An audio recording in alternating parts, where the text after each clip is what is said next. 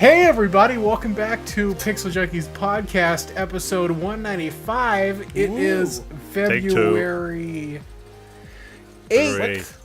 At the time of recording, I am Andrew.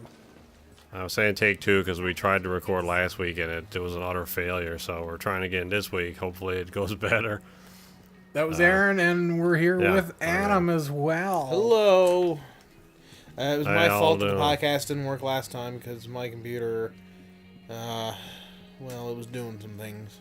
Yeah, well, hopefully that's resolved now. Hopefully. And let's get to the list, which is now a week behind, so old news. Updated a little bit. It's updated a little bit. This is why you millions of viewers keep coming back here. Yeah. As opposed to watching somebody credible. Keep refreshing this video, Thomas. Thank you. Get those view counts up. Christ. Anyway, so this week we are playing the Division 2 beta, private beta. And I guess we'll just we'll talk about that in a little bit, and you can sort of see some of the gameplay if you're interested. If you're wondering why we're doing an audio podcast only, it's because it's stormy out currently where we are and fuck driving on the roads. Yes, that is also why we're doing it this way. That's just sort of part of the course around here this time of year. Weather is generally shit. For some reason, always on the weekends. I mean, Aaron, you know this. This is your. I mean, you experienced this in Ice Road Truckers, whatever game you were. Oh, I did. That is true. Yeah. In the truck sim. Yeah. Those games are awesome for really dumb reasons. I don't know why they're interesting, but anyway. How many drinks did you? I know you took like 169 drinks. Something like that. Adam's, of course, referring to the Christmas video we did in American Truck Simulator. It's pronounced Christmas. But like, how many actual like drinks? Like bottles? Yeah. Did you go through? It might have just been. I think it was just 3 bottles. Oh, that's not very many at all. That wasn't a massive amount. No. But we were already we had already had a couple of drinks, and we were getting into it. So. I mean, over the course of an hour, actually, I think it was probably about an hour and a half. The recording was maybe 2 hours. So I mean, that's how many you get in, and I mean, I don't know how long do people normally take to drink 3 bottles of beer? I mean, I think an hour is pretty reasonable. Depends on how mad I am. Yeah. Anyway, that was a bit of fun. Sometimes we do it with like whiskey and stuff if we're particularly getting on the go with drinking. But anyway, yeah. So one of the first things on the list related to this was a email Ubisoft sent out about. I think it was about just letting everyone know about the beta. If not, it was just Division 2 specifically. But I know you, Adam, wanted to talk about that last week. Yes. I hope all your talking points are ready to go. Mm-hmm. They are. Yeah. And still relevant. So, what was the question? It was regarding the email Ubisoft sent out about Division 2. Oh, yes, of course, I remember there now. Yes. So, Ubisoft sent out an email regarding Division 2. And people received that email. So basically, this was back when the U.S. government still wasn't, functioning. And are they functioning now? It's like kind of half. Okay. They've agreed to a temporary, like micro budget that'll fund them for like a month or something, and then they gotta go back to the negotiation table. Anyway, so that's if you're watching this on Monday when it comes out. If you're watching this like in March, I'm surprised you still have power in your nuclear shelter. Yes. Anyway, a bunch of people. What the hell is YouTube? We never had that when I was growing up. A bunch of people. There was an internal memo or an email going around Ubisoft. I guess it's a joke because it is actually very funny, where somebody said, "Hey, Division 2 beta comes out later on this week. Why don't you go ahead and play Government Shutdown Simulator for if you get tired of playing actual Government Shutdown Simulator." And anyway, they immediately sent out an apology, being like, "We didn't mean to send that out. That was an error on our part. We deeply apologize to those affected by the shutdown." That sort of thing, and everyone, I'm sure there were some people offended because people get offended by everything. But I was like, that was fucking hilarious, man. I wouldn't apologize for jack shit. That was a good joke. I think the quote was, "See what a real government shutdown looks like." Oh yeah, that's what it was. which is accurate. So, oh man, we got a T-post buddy here. Glitch now. It's a bug for you, massive. Mm-hmm. Anyway, I thought that was pretty funny. I don't think you should have to apologize for that. I mean, I know a lot of people are affected by the shutdown and everything, but it's still funny as fuck. Sorry. So. The trick: never apologize for anything. Nope. Because that'll earn you some good faith or whatever, goodwill. I mean, it's true. The government is pretty fucking shut down in this game. So. Well, they're not existent, aren't they? Not really. No. I mean, there's the remnants of. It's like after episode 6. It's the remnants of the Trump Empire. The remnants of the Trump Empire. Okay. Here I am writing that down on a piece of paper. I'm gonna use So that later. psychiatrist or very interesting. Got no idea for a campaign. Let us go back to your mother. Anyway, oh shit. Who's your psychiatrist? I don't know. I tried to go for like a German, like a high pitched German voice, but I couldn't do it, so I just kind of committed to that thing. Uh-huh. Very interesting. What the hell is going on here? Yeah. So, I guess before we get into the beta, we'll talk about the pre-order editions of The Division, because I kind of thought that it was a bit dumb myself when I was looking at this. I'm assuming there's a lot of them. There are 5 versions, essentially, of the game. Good. 2 of them one of them comes with like a turbo statue thing. I think that one's 320 Canadian. Holy shit, that's too much money. Way too much money. Yeah, way too much. I don't know who the hell made the figure or the statue or whatever, but anyway, it seems like a bit much. And then there's a $250 one, which comes with a different statue or whatever. So what if you want both statues? And I guess you gotta buy both versions of the game. And then there are essentially the 3 other versions of the game. There's a base game, you know, normal price, whatever it is 70, 80 bucks Canadian, whatever games cost nowadays. Then there is the gold and ultimate editions. The gold edition, you'd have to go to their fucking turbo big ass chart that they've made. The gold and ultimate edition come with varying levels of the season pass or the year pass, whatever they're calling it. A couple of different clothing items and weapon variants. And then the other one would be the early access, which I think they both come with 3-day early access to the game, so you get it on March 12th as opposed to the 15th. And then the season pass in the game, it doesn't actually get you the content they're adding to the game. It gives you a 1-week early access to the content. So, I don't know, I mean, that's whatever your take on that is. I personally think it's kind of dumb that they're offering the content is free. Everybody gets it if you own the base game.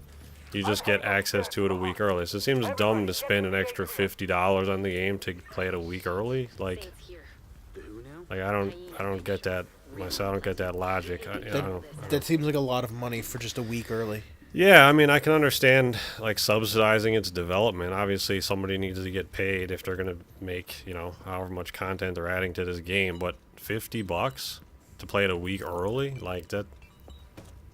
I don't know. You're essentially saying there that the entire most of the cost of the game is worth playing it a week early, like a week. Yeah, like you're saying that this whole game could be free if you just give it to some people who pay for it 2 weeks early or something. Yeah, you know? It's like, it seems an absurd amount of money. Yeah, that's dumb. I think I don't like anything that's like this. So I don't like timed things, timed exclusivity. I don't like early access in this sense that you have to pay for. I mean, it's all very dumb to me and exploitative. I mean, yeah, totally.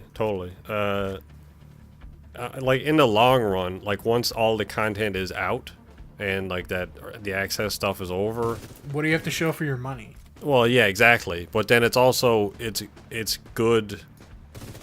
Like anything that can be earned or is free at some point for the gamers is good, but it's obviously a really weird way of going about it. To just give somebody a week early access, which, you know, the Division doesn't usually have a lot of server issues, but I can only imagine spending $50 on that and then having, you know, 3 of those days be like have the content be broken or something, and then it's like, well, the whole reason you spent money was to play it early. Yeah. So it's really strange. The more and more people are doing that, though. I don't know. I guess it depends on the game. I guess I don't really want to have to spend money on something, more money on something to get it early. But if I'm just gonna play it casually, it's nice getting it without having to spend money. Yeah. So, especially not having to grind for it either. So, I don't know. I would argue that you shouldn't have to grind for anything anyway. Not having to grind should not be a bonus. Except for great coffee. No, but Back to you, Janet. Oh, I mean, you're getting into a whole other level of issues there about like. Yeah, I'm saying the Division is shit and nobody should play it. Everybody that plays it should feel terrible. I mean, you don't have to grind in this game either, really. I mean, it depends on, well, it depends on your sense of grinding for one, but there's also like multiplayer games specifically. You shouldn't have to grind in a single player game. I agree. You shouldn't have to grind in a multiplayer separate game. issue. No, but that's what I'm getting into. Like we've talked about it before. In a multiplayer game, how do you give content to players? Do you have like expansion packs, and then if you have expansion packs, you are now effectively walling off content to those who pay for it, and so people who don't pay for it are left behind, and so you're creating a sort of a tiered system where people who spend put out the DLC for free. Well, yeah, that's what they do, and then you can earn it for free in the game, or you can buy it. And that's where you end up with what a lot of people consider grinding, and can get pretty bad in free-to-play games. So take out the grind and give the content for free. So then how do you make money? By buying the game. Yes, but if 10 years down the line you're still developing that game... Game's not going to be supported for 10 years. I mean, maybe it might. 2 years. GTA has been supported for 5, going on 6. Yeah, but that's because it's so exploitative of its player base. Yeah, so they're making a lot of money on it. So should they not develop for it again? Like, yeah, I'm saying they're making ill-gotten gains through that game. I mean, they're adding content to it for free. Yeah. So I don't know. In terms of a multiplayer game, I feel like that's the only way. But it's you only can add content free to it. because they're sucking so much money out of a small portion of people. Anyway, I don't think we'll ever see eye to eye on this, so I'm not going to hark on it. But anyway, Aaron's for ruining people's lives. Just no, so I'm not for ruining people's lives. You've heard it. I'm gonna take that audio and splice out the not. I don't like the idea of having tiered off content like that. You don't have to tear it off, and you also don't have to be greedy, grimy ass company either. But I don't understand how you can make money in the way that Rockstar has made money off GTA without doing it the way they have. Like, the reason they're doing it is because they're making a lot of money at it. If all of it was free, then you're wasting time. You know? I think that the only good grinding you need isn't a good cup of coffee. I've already made that joke. It's no longer funny. Like any good comedian, you can only tell a joke once. That's not true. That's why comedians come up with new material for every show that they do. No, they don't. What? They're different. Yeah, they do the same. They go on tour, but it's the same show every. They just do it in different theaters. In fact, they'll do it multiple times a weekend in the same theater. I mean, they'll change up some stuff. Obviously, some comedians just. I don't think they have like a specific routine. They just have a bunch of material and they say it in random order in different ways. Because when I saw Jerry Seinfeld, I heard some of his bits before, through other shit, but then some of it was new, and he was just like he led into it different ways than I had heard him before. I think we killed Andrew with that. Kind of interesting. Anyway, it's a really weird system of when having... you saw Jerry Seinfeld, did he talk like the way that you think he talks? He basically... Like, what's the deal with my voice? My wife! I went up to him and I said, "Hey, Jerry, what's your opinion on airline food?" He said, "Get the fuck away from me!" I mean, he's old now, and it sounded like he didn't really give a fuck, so... He's in Newfoundland, so probably not. No.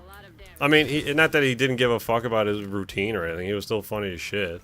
It just sounded like he's an old man who doesn't really care anymore about what the hell is going on. But yeah, I mean, he sounds like Jerry Seinfeld. I mean, I watched all Seinfeld when I was a kid. He's not like turbo stereotypical Seinfeld, but I mean, I'm sure you've seen Seinfeld stand up. It's no different. Super off topic. Anyway, I guess you can make up your own mind about how the content is in the Division and other games that are doing it. I mean, I think Tomb Raider did it. Forza's been doing it for a little while.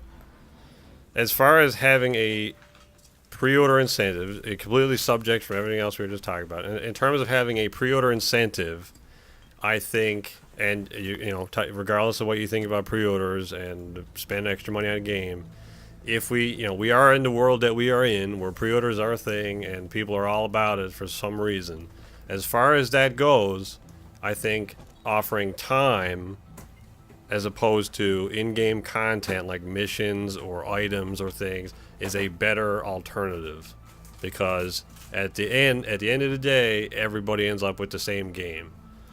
So I prefer that of the two. Obviously, yes, I agree, Andrew. Everybody should just get everything for the price of a game, and that'd be the end of it. And stop pre-ordering games because you're ruining the industry. But, oh, that's a crash, I think. Of those two evils, that's what I prefer. So, anything on. Adam, stop eating mini eggs. So, You're not, it's just turtle. Solid Realm Royale there. You're eating a turtle? Mm-hmm. That's gross. You hear the squeak? Anyway, I guess we'll talk. Do you eat the shell like potato chips? No, you cook them in it. I also get salmonella or something from that shit. Yeah, no, I mean like salted turtle shell. Do you remember when Tim Hortons used to have that I ate the bowl thing where they had a bowl of soup, but it was just bread? Yes. And it was awful because it would leak through the fucking bread. Yeah, I had that twice. I had that twice. Sogs through the bowl. By the time you're like actually get down to the bread, it's and then you just got a soupy, soppy table. What did you say, Aaron? You cut out there for a second. All right. Anyway, I guess we'll talk about the Division briefly. I think I forgot to put it on the list. About the actual beta, because that is ongoing this weekend. I assume everything is still recording probably, because it just prompted me again about the capture. But anyway, it does seem to have instability and crashing, but of course it is beta. That is what the point of it is. Like you just saw, because it did just crash for me and my end. But other than that, I would say it is very good. If you enjoyed the first game, then you'll most likely enjoy this, I would say, so you can sort of put that off. If you didn't like the first one, there might be a small chance you like this one, because they have kind of remixed some of the mechanics in the game. Some of them are a bit more realistic. I mean, it is still a looter shooter, and some of the enemies are still pretty spongy, so it's not like turbo gun armor or anything. This won't come across in the audio, but you're really cutting out bad. Okay, good. Right, it's not just me. Yeah. Okay. We can change servers as well, if it's an issue. I don't know. It's your call. Is this server here? No, it shouldn't. Actually, can I even change servers on? I mean, I guess I can. I gotta hold on, everybody watching the podcast. I gotta do server settings. And then we can turtles are so good. Let's go U.S. South. That's even further away. How long is your fucking How's everybody cable? now? How do we sound now, everybody? Okay for now. Yeah, okay for now as well. We're gonna... There we go. Yeah. So yeah, as I say, if there's some mechanics that they've changed. So if you didn't like the first game, you may like it a little bit more. If it's the same gameplay loop, I doubt I'll be interested in it. But, maybe. I mean, in terms of like the footage, overall and gameplay, it looks good, I guess. Yeah. The biggest change that they have made is you're a lot more squishy now. In terms of your overall health pool, you have armor plates. So you wear body armor, and you have a sort of a armor bar that is a finite amount. If once you disengage in combat, it will refill, but during combat it stays at whatever level it's at. If it runs all the way out, then you are exposed, and you can take 1 or 2 hits usually, and then you're down. As in terms of you just your straight health. So all your modifications in this game are to your armor, not to your health. So once you run out of armor, you can actually... what's that? So wait, there's no health bar. It's just armor. There's in the first game there was only health. You didn't have armor in terms of like the stats. You only had health. There was no armor trait. So it's like Halo. Kind of, yeah. If you're to draw comparisons, you have on my screen. Actually, it kind of went away there. There you go. On my screen, if you're watching it, I have a white line above my health there. A little orange line is my actual health. So when the white line drains, my armor is gone, and I'm exposed. My health is, I can take a couple hits and I'm dead. Or I can use one of my armor kits and replace the plates in my body armor. There's actually a little animation where she'll pull out the plate in her body armor and put in a new one, which is kind of cool. You know what? That's actually kind of cool. I like that. I don't know if I like that. And it's not just because me versus the Division. I kind of like the refillable health or recharging health in most games, because most games do it nowadays. Because I never really look at it as, oh, I actually got shot, let me just stand behind a wall until my body heals. I always look at it as, oh, it's my luck. So once I run out of luck, I get hit and then I die. It works in Halo, the chargeable shield works in Halo because it's in the lore. You've got a shield that's actually being hit and it recharges. But in the Division, you are actually being hit, according to this now. You are actually being hit and your shield is diminishing, but then it refills itself, and how does it do that? Well, the shield itself refills because you are taking the plates out of your body armor and putting in a new one. The only time do that? Yes, there's an animation of her taking the plate out and putting in another one. Oh, that's cool then. I can't do it now because I have a full bar. The only time it regenerates is after combat, and I guess you could take the same logic and assume that your character is like pulling the bullets out of her body armor and refilling it. The only reason I guess that you don't do that is because you wouldn't be wasting another armor kit, because you are limited on how many armor kits you get in an encounter.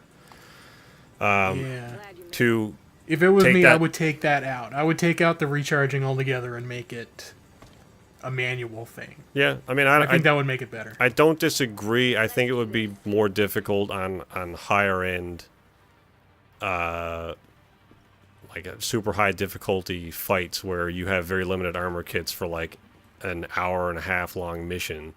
Yeah, and then it doesn't recharge after encounters.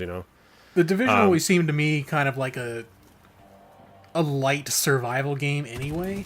So I think having that resource being limited would add to that. Sure. Does that... Because in the first game, there was an enemy faction, I can't remember what they were called, I think the Firemen, and the Cleaners. The Cleaners, and they use a lot of flame weapons. If you get hit with a flame weapon, do you still have to take out the plates and replace them? I don't know if there's any flame weapons in this game. I haven't seen many flamethrowers. There's different factions in this game. The main faction, there's 2 factions in the beta so far that I've encountered outside of the in-game stuff. They're the Hyenas, which are just like gangsters, basically. Or like rioter type people, and then there's the True Sons, I guess, descendants, people who think they're like should really be controlling Washington. I don't know all the lore yet. But not many fire weapons, though I do believe if you take fire damage from like incendiary grenades, it still drains your armor first instead of your health. Though I think there are some weapons that can pierce your armor and damage your health directly.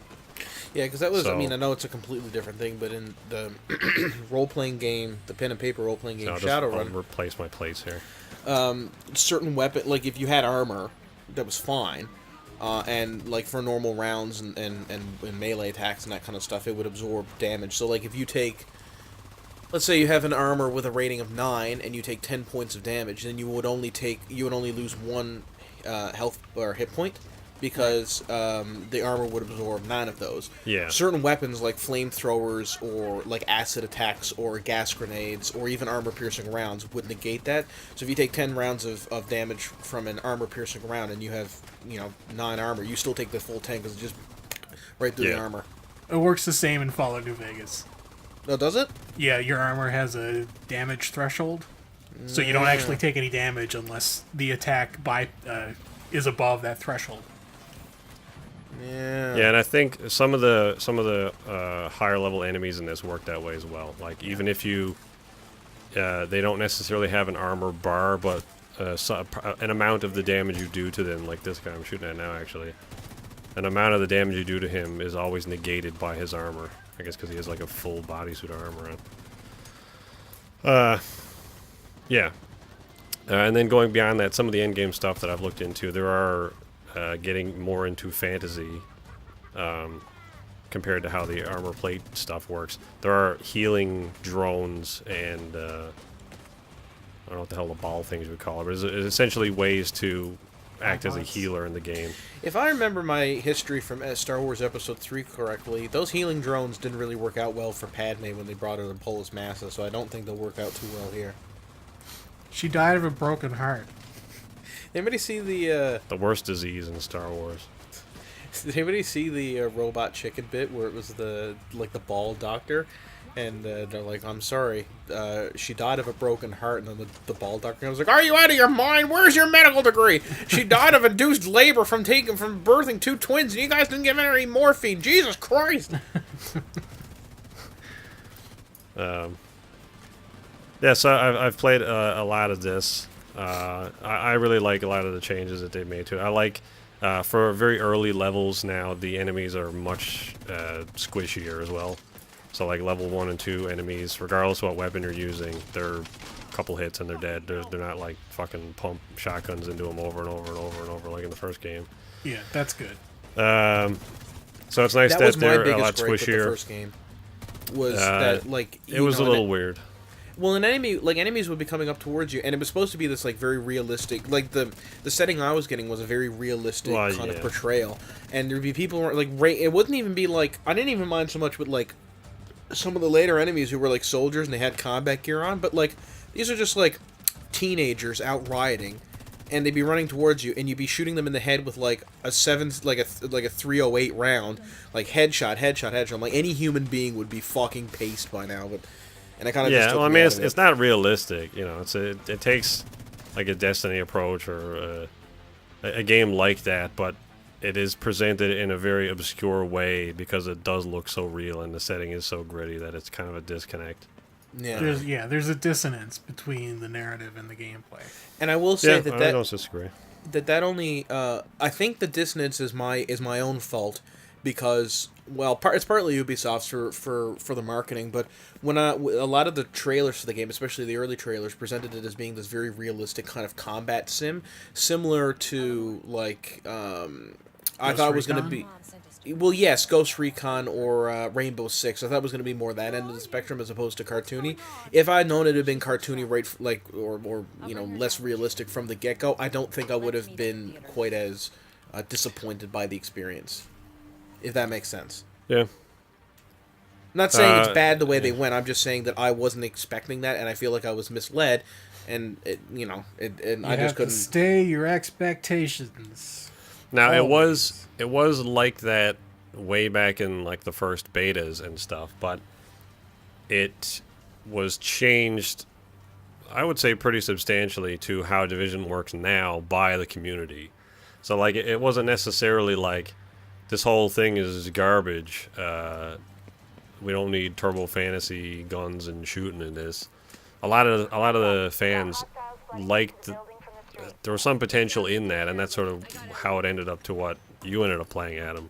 So I mean, there obviously was there were a lot of people that enjoyed the potential in what the Division presented, and that's why we have what it is. And I guess even more so with the Division 2, because they've only kind of it feels a lot like a remix of the first game in many ways. It is very good. It runs very well. It looks very pretty. This is all on max settings and getting a solid 60. That's good, because if I remember correctly, the first Division had a very terrible PC launch. I don't recall. Yeah, I don't remember. But the Division 1 now is a very optimized game. It runs very well. I would say of the Ubisoft games, probably runs the best. I mean, I do have a 1080, but it's still... I mean, even Odyssey, every now and then, there's a couple hiccups. I think it's the most popular online game they've ever had, like compared to like Ghost Recon Wildlands or whatever. The Division is. I mean, it seems to have kept its player base for a long time. And I think that's a good comparison. I mean, two third-person shooter games coming from Ubisoft. One is erring more on the side of realism, the other sort of on arcade. And even though the Division came out first, it's still, I would say, more popular than Wildlands. And I think that's sort of a testament to just sort of how the gameplay works. And I like the gameplay loops. I know Andrew's sort of opposed to it. That's that's your own Are thing. there loot boxes in this? I don't. No, not in the beta. I mean, there are supply crates, but they're entirely separate from cosmetic things you can buy. They're just in-game items that you can earn in other places anyway. Can you buy them? No, there's nothing you can buy. At least as far as I'm aware, there's nothing you can buy in the beta. Do we know if there will be in the full game? Probably. I would imagine. I would imagine it'll be like in the first game, which I think handles loot boxes very well. Oh shit. Which if you're to have them at all, that's whatever your take on that is. The loot boxes only ever came into play in the end game. So after you're done the story, after you've played through the game essentially 20, 30 hours into the game, the game is now showing you the loot boxes. Which it doesn't after it's hooked you, after it's sunken its claws into you. Kind of. You can pay more money for this now. I will say that's when the loot boxes became a thing in Destiny 2. During the main quest, you really don't need any loot boxes. True. But when you get into the post game stuff, that's when the loot boxes become become more important. I would argue that you don't need to buy, and I'm not trying to defend Destiny's 2 use of loot boxes, because I would prefer if they didn't have it, just like the first Destiny game didn't have them. But it was I never felt like I needed it, because you get loot boxes often enough from leveling up. So if you just do the daily events and the weekly events and that sort of thing, you get loot boxes semi-regularly.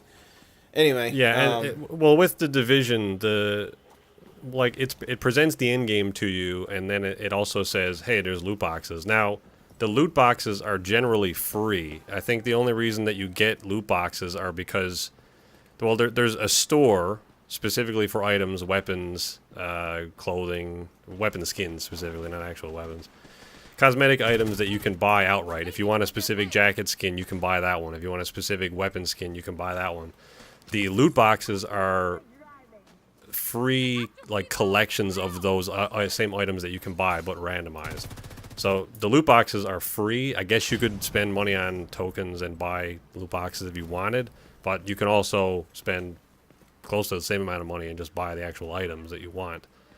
And then you can earn I think the way it does it is at the beginning of the game, it shows you a bunch of these, I think they're called cipher key fragments. It introduces this currency to you at the beginning of the game. Doesn't really tell you what it is, but you collect them throughout the game, so that basically by the time you're finished all of the main missions, you have between 10 and 20 keys, I would say. So that's between 10 and 20 loot boxes right off the bat that you can get free shit in. And other than that, you can continue earning them in the end game, I'd say, fairly regularly. Most main bosses have a couple. Well, you'll get a couple of fragments per mission afterwards. So you can collect them pretty regularly. I will say that in the first Destiny game, at different points throughout the story, big quotes around story, the single player campaign, you would be given this thing called a strange coin, and I didn't know what it was for. It wasn't used for any of the upgrades and stuff, so I was just getting rid of them as soon as I was getting them, and then at the end that I realized that you need the strange coins in order to get the end game loot, like the best loot in the game. So the game is like, yeah, throughout the course of the game, you end up getting 20 of these, and I had none because I kept getting rid of them. I'm like, son of a bitch! I don't think you can actually get rid of them in the Division. I mean, like you have, it's kind of like how I guess it works in Red Dead, where you have a certain amount of inventory space, but each item has its own unique space. So like if you collect keys or electronics or crafting materials, basically they all have their own specific pouch that can be filled. So you never really need to get rid of anything, and actually I don't think you can get rid of stuff unless you specifically sell it or use it. But anyway, don't mean to be a negative Nancy, but that all sounds very shitty. I mean, I don't know. I actually kind of like it. Using the, I mean, yes, I don't think you should have loot boxes in games, and microtransactions shouldn't necessarily be a mandatory thing. But in the Division, I like the way they're presented, and it actually was one of the incentives for me to just continue playing. To like, okay, I've done everything. I have a max gear score now. What do I do in this game? Yeah, I could like level another character or play through the story again, but just doing random missions was interesting enough for me, knowing that I'm building up these fragments and eventually I can get a random box of cosmetic items. And so that was interesting, not that those items are ever really necessary at any point, but it's just nice to have new stuff to look forward to if you like, keep playing the game. And I imagine it'll work similar to the first game in this game as well. Shit, there's a player here. But it is fun. I'm enjoying it thus far. Speaking of amazing looter shooters, Aaron, you played the Anthem demo. I did. I played that last week. I have 2 hours of footage of it. Maybe we'll use it for a podcast at some point. I am sorry. That was what some footage in this part if you wanted. That's what our podcast was going to be last week. It was in the Anthem beta, and yeah. obviously it didn't come out. I don't know if that's still ongoing, but anyway, we decided to do this because it is a limited time thing. Yeah. Anyway, plus, yeah. At least somebody here likes the Division, as opposed to nobody. I don't think anybody's excited here is excited for Anthem. I think Aaron kind of came around on it a little bit. Yeah, I don't think I'm gonna get it at launch. I'm not going to get it at launch. I might pick it up when it's like $20 or something at some point, or in a couple of years when it's a bit more fleshed out. The beta, or the demo, I guess specifically, was a lot more promising than the alpha that I played. I don't know if I'm allowed to talk about the alpha specifically, but it felt a lot more put together in the demo than in the alpha. I will say, it's like the combat felt much smoother. The flying was much better. A lot of the controls in general just a lot better. So that was nice. The gunplay is a little strange. Some of the weapons are okay, but generally they seem to have like a lot of scattering. I mean, that's not too dissimilar to how they are in the Division, but I think just the gunplay in the Division is a bit more satisfying. But ultimately it is all right. It looks cool. There are a lot of little cosmetic items you can put on your suit and stuff. More so than I was thinking there would be anyway. I kind of assumed a lot of the shit would just be stat bonuses and everybody's gonna have the same suit but a slightly different color. But no, that you can actually put like capes and different arm pieces and shit like that on. So that all looks interesting. It kind of looks in some places and plays in some places, though maybe a little less smoothly, like Warframe. So I guess if you're interested in Warframe, I think it maybe has a better style than Warframe. I think it looks better than Warframe. Anyway, yeah, parts of it were interesting. I'm still weird on certain parts of it, but specifically how the content gets distributed and how deep the actual story is. Oh shit, I'm spongy shit. Not spongy, squishy's balls.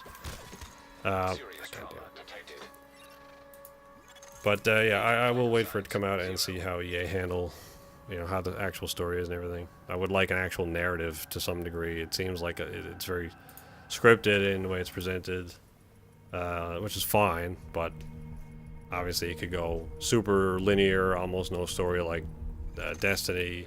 It could have an actual story like The Division, or it could be more RPG based with some like different choices and stuff. Where I'm probably not going to get that. Hi there. Good thing BioWare is not known for crafting that's adaptable narratives like that. Yeah. Or I don't know if you got a major look at any of the characters, but I mean that's like out of everything else, BioWare is known for having really good characters. What are the characters like in this game? Are there any? Like NPCs? There are NPCs, yeah.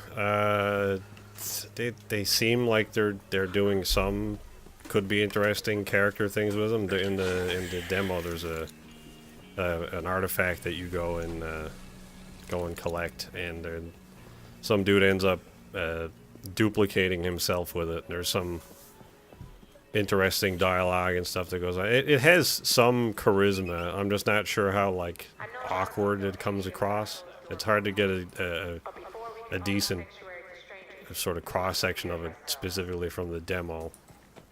But there could be interesting dialogue and character moments in it, but I probably wouldn't hold your breath. They probably seem maybe few and far between. So. Yeah, I mean, I was hoping for. Based on what I know about the development of Mass Effect Andromeda, the reason that Mass Effect Andromeda was handled by a new studio was because BioWare was busy making this game, and I hope that this game is worth what Mass Effect Andromeda ended up being, because I'm not convinced that Mass Effect Andromeda would have been as bad a game had it been handled by the original Mass Effect team. By those core. I think we might have even had a sequel by now. Probably, or at least there'd be one in the works. Yeah. Yeah. Oh well. They sacrificed Mass Effect for Anthem. I want that scene from Infinity War where it's just EA and they're marching forward. It's like, did you get what you wanted? And it's like, yes. And it's just a picture of Anthem. It's like, what did it cost? Everything. And it's just BioWare and Mass Effect in the background. Yeah. Speaking of that, I don't think it's going to be worth the trade-off. Avengers End War is coming out in May. I know it's not really on the topic list, but just because I'm bringing it up, are you guys excited for that? To see the kind of in April. Is it April? I thought it was May. I think it's April. Oh, sweet! It's even further than I thought. Are you guys excited for that? Yeah. Yeah, I'm looking forward to seeing how everyone comes back to life, because that obviously happens. Yeah. Spider-Man does at least. I think everybody that turned to ash will come back. Loki's probably gone. I don't think Gamora's dead. I don't think Gamora now that Drax is out. Is Drax out? Yeah, Dave Bautista quit. Oh, did he? I never heard that. Yeah, because of the whole James Gunn thing. Oh, yeah, I heard that he said if they don't use James Gunn's script, he's out. I guess they're not using a script then. I don't think they are.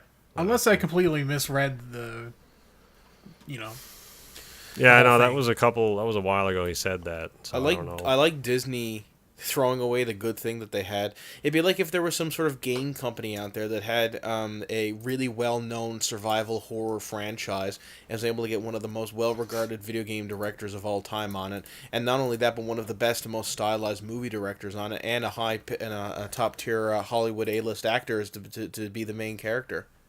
It's almost like that kind of situation. That'd be stupid. I don't understand what you're saying.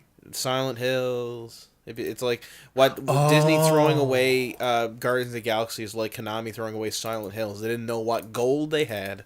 Yeah. I think they did. Well, they also threw have away lots of other gold. They also threw away Metal Gear. They also threw away Castlevania. They also threw away. Did they have any other franchises? No, that's it. They only got 3. Yeah. So like 3 big ones. I mean. Yeah, all of those are just pachinko machines now. So I wouldn't even worry about it. It's dead. They're all dead. Yeah. Konami sucks. Mm-hmm. Disney's apparently really happy with EA. Having Star Wars. How does that make any sense? Doesn't make any sense. Okay, here's my thoughts on that. here's my thoughts on just said the whole Disney things. I think when Disney was asked that, the executive couldn't possibly, whoever was fielding the questions, couldn't possibly say, no, we fucking hate this. Because I really don't think, Disney cannot possibly be happy with EA's performance. EA's stocks are at an all-time record low since like 1997 or something like that, according to whatever report I read the other day. There's no way that Disney can be happy with the performance that this totally franchise... accurate news. What? The headline on totallyAccurateNews.com. I think it's since like 2009.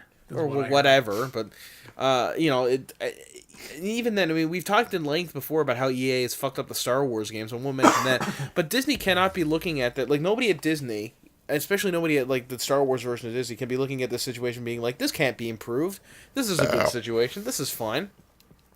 So I'm convinced in order for me to believe that somebody at that company knows what they're doing, I am convinced that was just a bullshit answer given to a reporter so that they didn't let them, so wouldn't air their grievances out, but, and ruin the relationship between the two companies, and whatever grief they have between each other are going to hash out in private, because I cannot believe that Disney is actually enthused about how... At what point in this entire situation has anyone proven anything other than nobody knows what they're doing? That's the answer. Nobody at all knows what they're doing. Do you mean the Star Wars situation or humanity at large? Because the answer for both is no. Right, but specifically I was talking about the Disney takeover of Star Wars. I mean, there have been some good things that have come out of this Disney takeover. I would argue that Star Wars Rebels is a great show. They're bringing back Clone Wars, which wouldn't have been canceled in the first place had they not taken it over. Oops.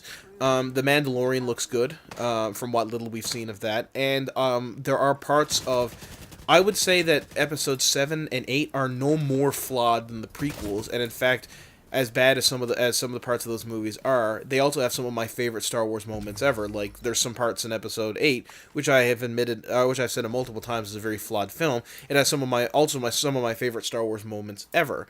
But I will concede to your point, Andrew, that it hasn't been all roses. In terms of this, and I don't know if that's just, I'm not defending Disney, but I don't know if that's just because they don't know how to really handle a franchise like that. I very much doubt that, because they've been doing a really good job with Marvel. I just get the sense that the talent they have behind Marvel is not, or behind Star Wars, is not up to the same standard as the talent behind Star Wars, in terms of writing and just kind of shaping the universe. Say what you will about Star Wars The Clone Wars, I think it's a really good show. I know a lot of people, not a lot, but I know some people don't like it. But Dave Filoni had a really good vision going forward of what he wanted that to be. And he should be in charge of the franchise. If not in charge, then certainly one of the main guys making decision-making about, the franchise. Again, I think Kathleen Kennedy has done an all-right job, but I think what that they need is more people in charge. I don't know if getting rid of her is the correct step, because she has done some things that I like. But I certainly think they need new people in there, quotation marks. They need people in there who know the Star Wars franchise and are able to give a kind of counterpoint to what she's doing. And I think a good balance is needed there. Yeah, I agree. Well, okay, all right. I'm just being a dick. Hey, I don't know if you heard about this, but the Star Wars theme park thing they're opening at Disney World? Yeah. It will feature no original trilogy characters, and what? It will have no original. There's basically nothing original trilogy there. It's only new stuff. It's apparently like the Avatar world. They've made up a planet that you go to. Oh. In the theme park, but it has no original trilogy stuff at all. It's all new Disney shit. That makes me sad. Where you not that I doubt you, but where are you reading that to? I read it earlier. I can find the article and send it to you. Alright. Because I would like to read the article just to see. Because, from what I understand with the Avatar thing, first off, I'm disappointed that they went with Avatar, not Fantasyland, as was originally envisioned by when they first set up Animal Kingdom. But, agreed. What can you do? But I think the main thing about the Avatar world is it's just not interesting enough to kind of hold a like a little land on its own. Avatar's just not that interesting of a fucking property. I think Star Wars can do it, but I think you really got to nail home the nostalgia factor. Doesn't need to be interesting to make money. Yeah, but okay, well, fair enough. But I'm not sure if it's making money because it's new, but I'm not sure if it's gonna continue to make a lot of money in years, because when you're building a theme park, it's not like, oh, we're gonna be 2 years and then we're gonna be have all the money we want. You're building a theme park to make money over decades, and I don't know if Avatar will have the staying power to last James decades. Cameron stays alive long enough and he finishes all 75 of his movies. Oh yeah, how could we forget? But I mean, like, I would, like, Harry Potter, if you go to the Harry Potter world in Universal Studios Orlando, which I highly recommend because it's very good, all that does is hark on the nostalgia of Harry Potter. I mean, you go to Diagon Alley, you see all the shops from the books, you see Flourish and Blotts, and you see what are they called? Weasley's Whizzing Wheezes, which is the joke shop that the Weasley twins set up during book number 6. You see, you're able to go to Nocturne Alley. You're able to go to, and then when you go to Hogsmeade, you're able to go to the Three Broomsticks, and you're able to look at the Potter Castle. It's a mix of the book. It's more movie than book, but it does have book elements there as well. And it's such a nostalgic feeling. I was getting genuine goosebumps walking through fucking Diagon Alley and having the music from the movies playing, which have, the movies have amazing music. Yeah. And seeing, like, people wandering around, like kids, just in t-shirts like I was, and stuff, but also the character actors being like, who would want to see a magic show, a broom fly through the air, and then something would happen and it would be really cool. I don't believe you. What do you mean? I don't believe that you were walking through that place in just a t-shirt. I think you were in full Harry Potter garb. No, I wasn't. The reason I wasn't in just a t-shirt is because that was the first place I went, and I didn't have any Harry Potter swag. When I went back the next day, I was wearing my Harry Potter swag. Oh. But imagine if they did that for Star Wars. So, let's pick a Star Wars planet that they could do. They could do, like, Coruscant or, like, Mos Eisley, I think, are the two big ones. Or maybe they could even have, like, a hodgepodge of different spots. So they could be like, here's the Death Star, here's Endor, here's Coruscant, whatever. No, it takes place on the planet of Batu, which is a new planet they made up for this park. Oh, okay, well, that's good, too. Well, you could have all sorts of the familiar-looking aliens and characters from the theme park, stormtroopers and whatever. You could even have stuff from the Clone Wars, like clone troopers and battle droids. The battle droids are fun. No, Kids it's like all those. new people, new stories. Again, there's nothing wrong with the new people and the new Star Wars stuff, but don't get rid of the old on the way. I'm not even sure there's going to be a lot of, like, new recognizable characters, because I think it's all about making their own new storyline thing for this park. Well, this park has to be canon. Yeah. I mean, it's pretty cool that they want to make this park, canon with the with the larger movie kind of and fit it in that way. But I don't think doing everything, like, you can have some familiar elements. Like, we were talking about this in the car a couple of weeks ago, driving back from coffee after the podcast, and having familiar looking aliens like Rodans or Duros or Ithorians or Solstans or whatever. It's Rodian, sorry. Having these in as background elements in certain shots in your movies creates a consistent visual, not theme, but a consistent visual presence in your movies that audiences are able to be like, hey, I recognize that blue alien with the red eyes. He was in the bar in Mos Eisley. I guess it's another one of the species. Oh, this I guess is further proof that this takes place in the same universe. And then I know the argument is like, it's called Star Wars. Obviously, it takes place in the same universe because, like, Luke Skywalker's in the movie. I'm like, yeah, I know, but bringing in those other familiar elements just adds on to that, and it creates a consistent universe. And the fact that they're not... Again, I don't mind them trying... Like, if they said, yeah, we're coming up with this planet Batu... Was it Batu? Is that what they call it? Well, they didn't do that in the new movies either. Not really. No. They did it in the... They didn't do it in Episode 7, which is where they really should have. But yes. No real original aliens appear in that movie at all. It's all new weird Disney characters. Yeah, and again, they don't look bad, but if they had a mix of some older aliens, it would have helped, especially in the Maz Kanata bar scenes. Yeah. And again, when they go to, I forget the name of the gambling planet in episode 8. Again, if they had some aliens, thank you, Kento Bite. If they had some aliens there from the original series, or even from the prequels, like imagine if, you know, would have been worked well there, a couple of Hutts wandering around, because Hutts are rich and they like to spend money, and that would, a gambling planet would be perfect for Hutts. Or what about Nemodians, like what used to own the Trade Federation? What if you saw a couple of them in the background? They're rich. They're racist. Okay, well, maybe not the Well, I mean, they were in the Clone Wars, so clearly, and they were Clone Wars is racist. Well, they were way toned down on the Clone Wars, and because obviously the Clone Wars were like, let's not be racist. But you know what I'm trying to say. Again, I don't hate. Close the blast doors. That will hold them. It's like, gee, George, do we want to calm this down? I was like, no, I hate Asians. Give me my ranch dressing. But you know, I wouldn't mind if they built this new planet. It's like, hey, this is this planet. It's a resistance base. On, you know, here, and they're fighting, and they're trying to, you know, hide out from the New Order. Okay, that's fine.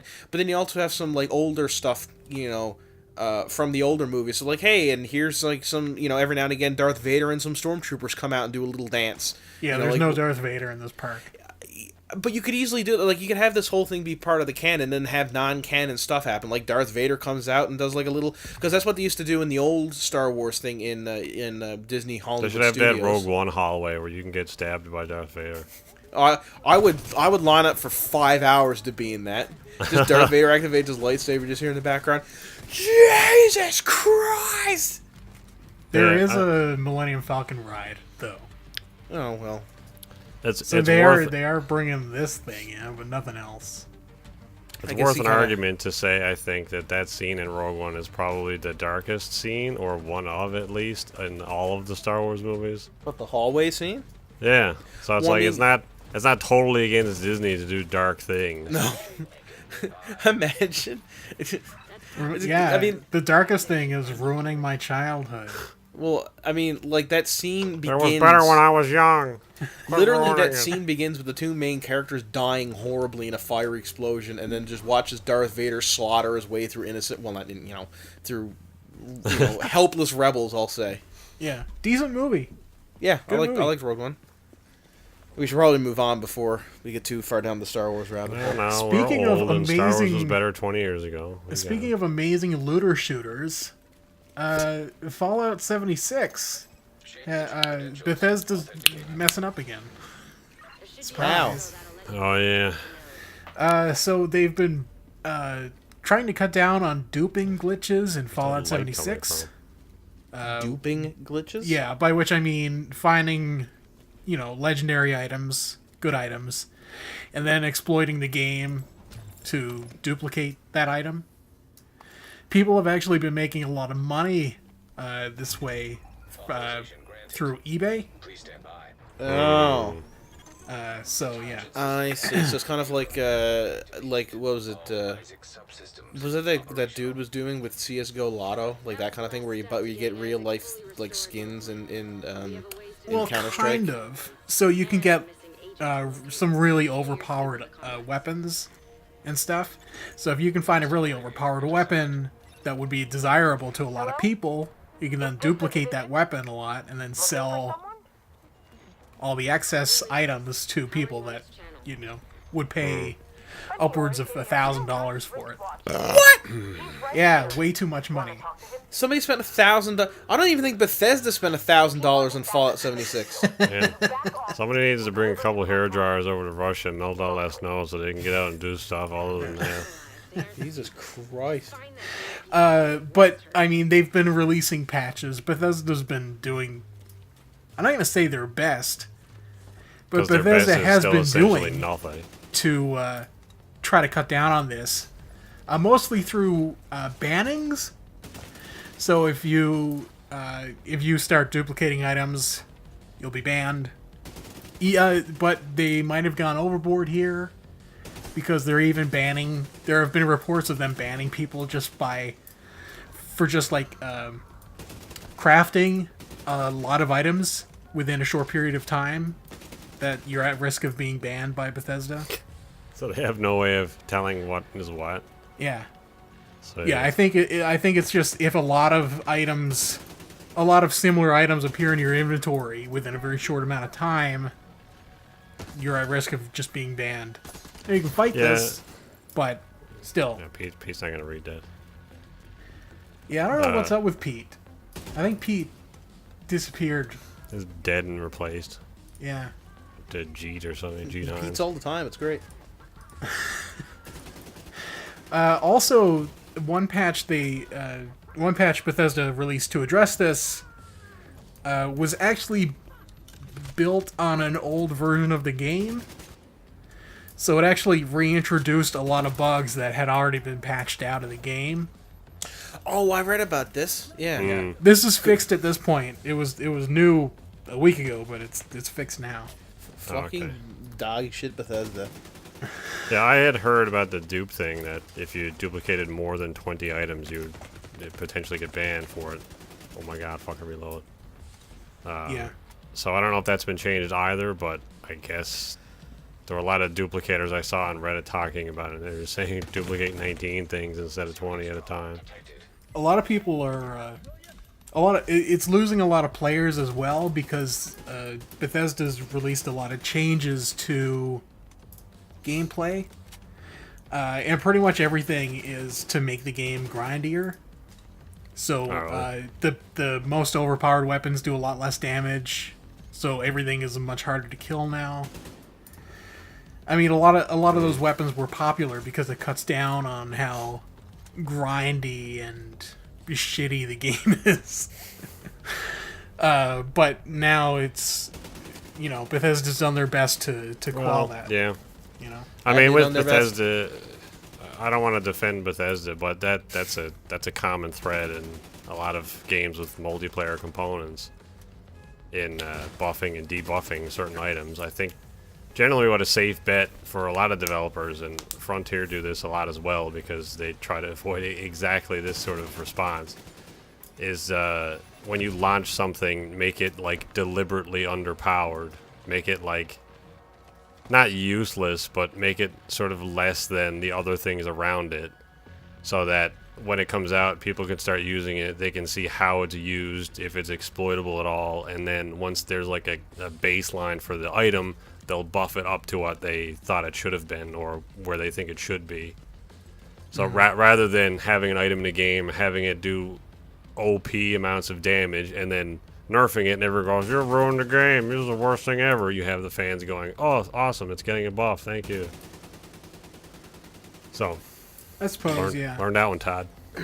I will say, not to play... This is playing devil's advocate before, and obviously this is not an excuse, but I mean, this is Bethesda's, correct me if I'm wrong, this is Bethesda's first ever multiplayer only game, so obviously there was going to be a lot of bugs, but this is the sort of thing that should have been, hammered out in, I don't know, maybe a third year of development or whatever they were. It's not really Bethesda's first multiplayer game. Okay. So this game was made by a new studio that Bethesda opened up for this game, but that studio previously has been a multiplayer studio. Okay. So, well, fair enough. They like throwing that around, and I think as an excuse a lot of the times. But the studio that made this game exists purely for the multiplayer component. By the way, I didn't read that from anywhere. I was just assuming that. But they've come out and said a bunch of times. Like before this game came out, they were even issuing like pre-apologies, like, "Hey, we know this game is terrible, but please give us slack because this is our first game." Well, that's not even and I'll continue my statement by saying that's Todd's not even a real excuse, because Creative Assembly is a game company that's primarily known for making real-time strategy games and 4X games, specifically the Total War brand of games, correct? That's Creative Assembly? Yeah. And then they came out of fucking nowhere and made a fucking survival horror game. And they got it right in one. Now, I'm not saying that, every company would be able to do that. But what I am saying is they probably took the time and effort to go back and beta test and play test and quality control to make sure that they had everything nailed down. So when the game came out, it wasn't buggy as all fucking hell. Bethesda clearly didn't do that.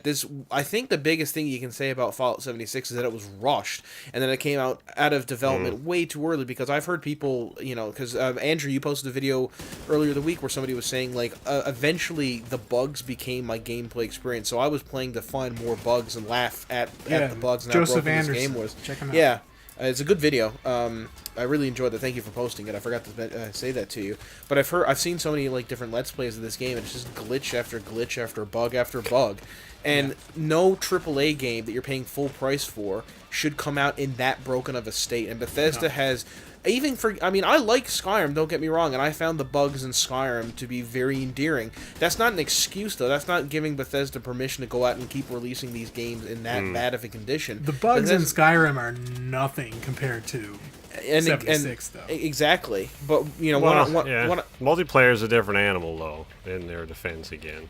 Yes, but they should, as a AAA company, I mean, Bethesda is one of the biggest names in the industry. They shouldn't have released a game this broken. No, that's not a defense of how broken it is either. But going from primarily a single-player game, even though the studio that made it have experience in it, I'm sure there was a lot of input from Bethesda. Do this. It's got to be like this, yada yada. And on some levels, I'd say right from the get-go it was like that, because they wanted them to take the fucking Fallout 4 engine and make it multiplayer. It's like, make a new engine, Todd. This engine is like 400 years old, and now you're slapping network support into it. What are you talking about? I play it all the time. It's fine. So, like, I think, even from the beginning that was sort of doomed to fail as, like, not a proper multiplayer experience. One that's, balanced and not super exploitable in the way that it is. But anyway, back to your point. Anyway, that was basically my whole point, is that Bethesda should be ashamed of themselves as a AAA company that has, for years gotten away with releasing games in very buggy, in various states of kind of polish, I'll say. And I mean, it was Fallout 4 was buggy, Skyrim was buggy. I can't speak to New Vegas because I didn't play that at launch, but I remember it was also very broken. But and I'm assuming that Elder Scrolls 4 and 3 and Fallout 3 were also very buggy. And they've been getting away with this consistently because modders have really taken up the slack to fix a lot of the bugs. I mean, when I started getting mods on my Skyrim version for Xbox One, the first thing I downloaded was the unofficial Skyrim patch, which fixed a lot of the issues in that game. It didn't fix everything, obviously, but it fixed a lot of them. And at no point, the game had been out there for that point for like 6 years, and has been released to more consoles than actually exist. I'm pretty sure you can play it on my fridge, and at no point have they ever fixed a lot of the bugs in that game. Like I think the version of the game that was ported to Switch is still a bug-ridden mess. And the Alexa version is pretty bug-free. I can't believe they actually did that. That's actually kind of cool. I want to play the Alexa version of Skyrim. Do you have to buy it? No. Okay, that's good. You can just tell her to play Skyrim and she'll do it. It's not like a super deep experience. You play it for 20 minutes. You've basically done everything. Oh, I was hoping for like a real sit down. I mean, there's a lot of flavor text in there. It basically it's just she'll mention like a scenario or something that happens, sets up a quest. There's a lot of flavor text in how they set it up, but the mechanics are more or less the same. You get to an encounter and then it's just like, would you like to attack with your weapon, which like whatever random weapon you end up picking up. Or would you like to use your magic, and then you can level up your magic and all that shit. It is super repetitive, but it's a nice little thing, I guess, just if you want to kill 20 minutes. Yeah. That's pretty much all I had to say on that. So while I'm not playing Fallout 76, on that note, though, there is a dungeon crawler also available on Alexa, not Skyrim, but it's way more deep than that. It's essentially Dungeons and Dragons. You'd probably be interested in it, Adam. I turned it in. I think it's called Dungeon Master or something like that. I can't remember the name of it. have a generic name, but I turned it on, and she was like, all right, you're playing this game. I'm going to take you through the character creation process. You have all these stats. I was like, okay, this is basically just Dungeons and Dragons. I need to write this shit down. You have 7 points to put into these 8 categories or whatever. I'm like, oh, Jesus Christ. And then she rolls the dice for you, and it's essentially just Dungeons and Dragons. It's pretty cool. That's cool. Yeah. I'd like to... We should probably move on from this topic. Yeah, what are you talking about, Andrew? So, while you might have an itch for the post-apocalypse, and maybe Fallout 76 is not your thing, good news is Metro Exodus will be out soon. Oh man, What, not on Steam. Oh damn it, you ruined it. Oh. Yeah, it was coming to Steam, and now it's not. 2 weeks before launch, they pulled it from Steam. Yeah, that's really dumb. That's like, you can say what you will about Steam having competition and everything and, yada yada, but to have an item on sale for a month or two? Basically free advertisement for a year. Yeah. On a platform, and then pulling it 2 weeks before launch because Epic Games paid a lot of money for exclusivity.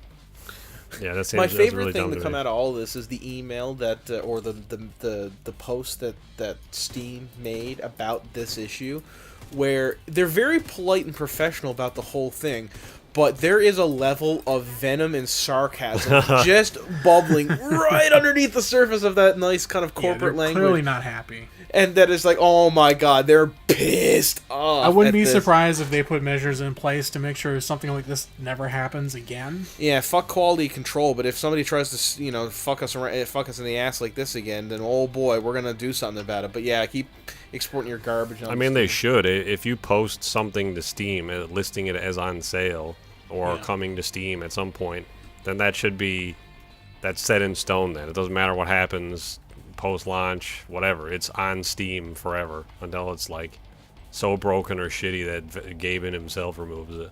Yeah.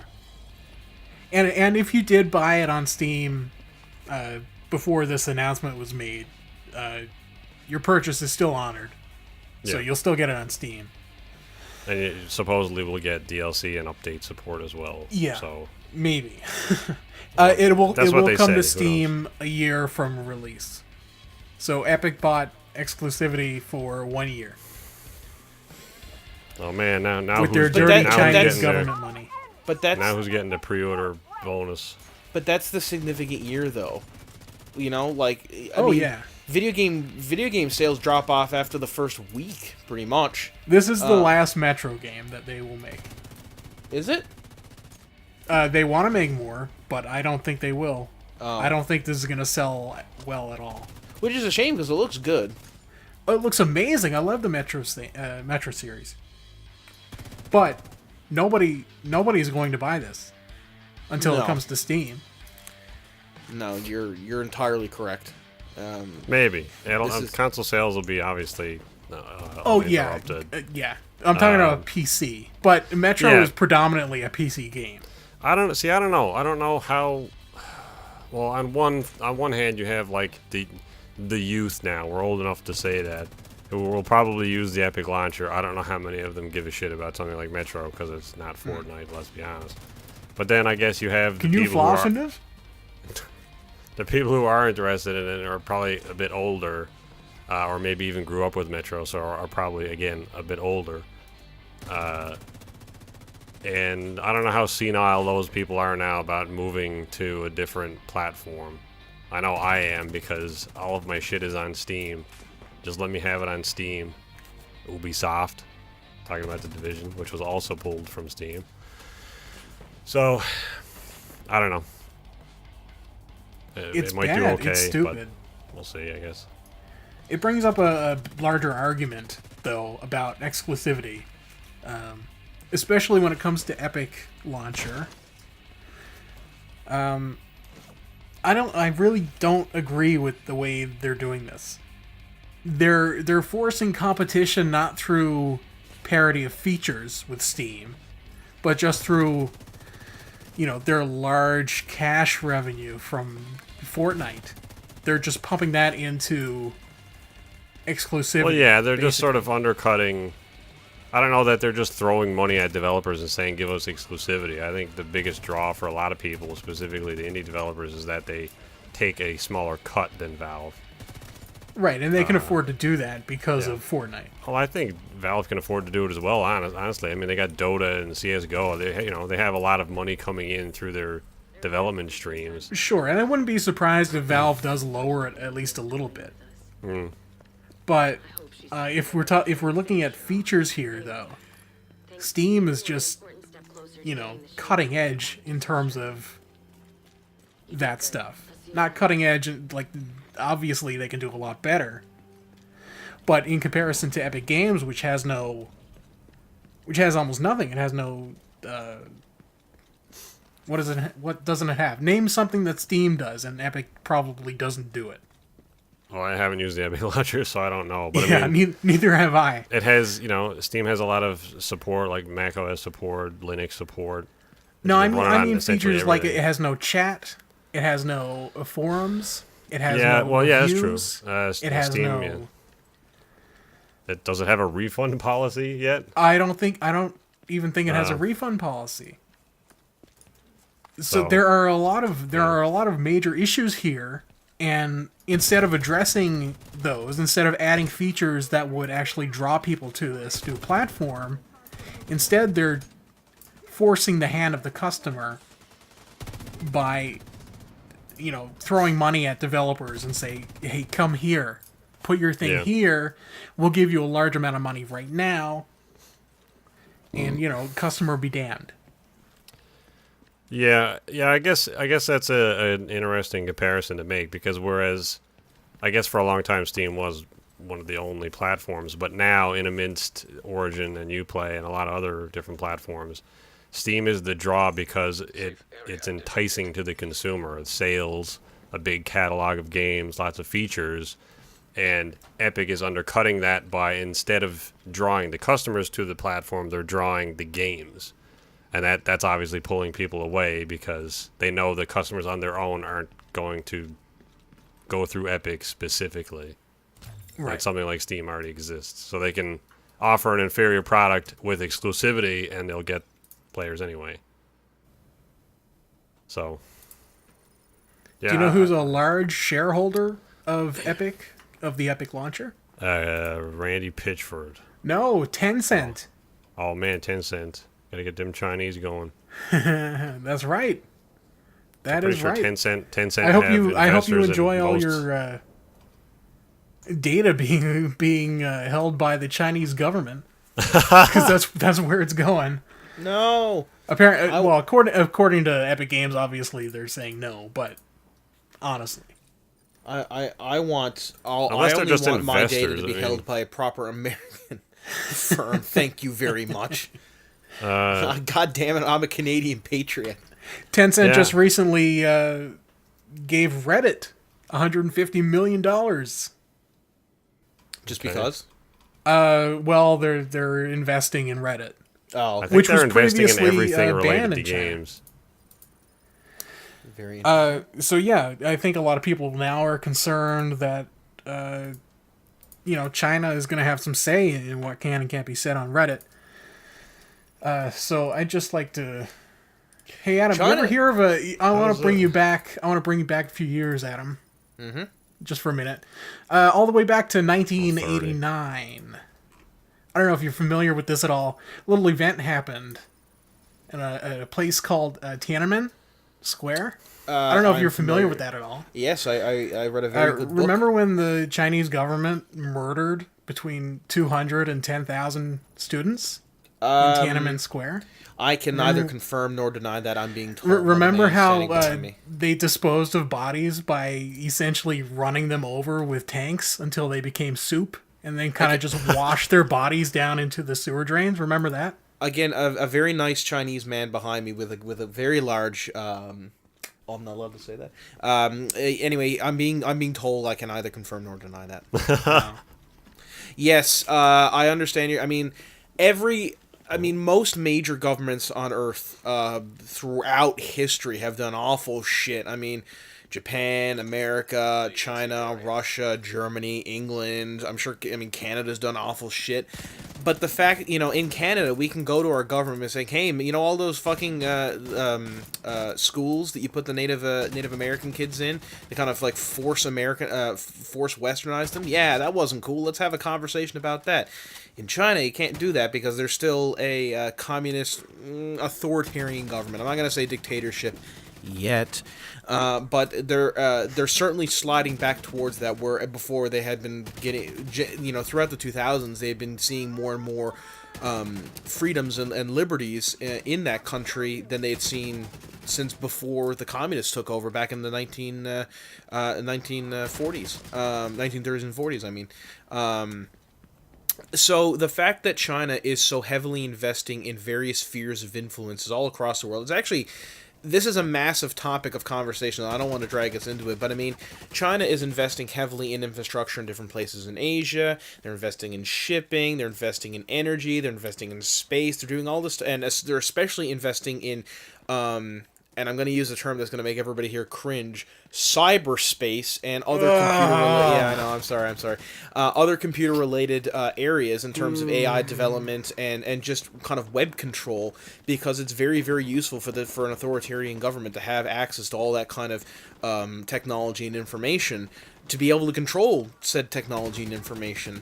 I mean, the fucking FBI, I can't remember if it was the FBI or CIA, came out and said that Huawei brand phones and televisions and stuff can act. It's my way or the Huawei. Can act. I genuinely don't know how. I can't remember how it's pronounced. Those TVs and phones can't have a back door into them that can be accessed by the Chinese government. Now, at the same time, I do believe that phones and products made by American companies have back doors into them that American intelligence services can access. But wasn't there a thing recently where the FBI wanted to get into a phone and Apple said no, we're not going to help you do that? Yes, but that's what they said publicly. And then the FBI were like, well, okay. That's what they said publicly. I'm not a conspiracy theorist, but I very much what people say publicly and what they do, what companies and governments do privately are two very different things. But why? I mean, I don't disagree either, but why bring it up at all publicly? I don't know. I don't know. Oh man, we can't get into this phone. Don't worry, everyone. Your privacy is safe. Okay, and that's exactly the reason. Well, here's the stupid. To quell fears and rumors. Well, yeah, but it came out of nowhere. It wasn't like it was a big topic of debate or anything. It just out of nowhere, they're trying to hack this one guy's phone, and Apple won't let them do it. I mean, regardless of I firmly believe that it is more likely that an authoritarian regime would resort to spying on its and controlling information on its own citizens than a democracy would. I'm not saying a democracy wouldn't or hasn't.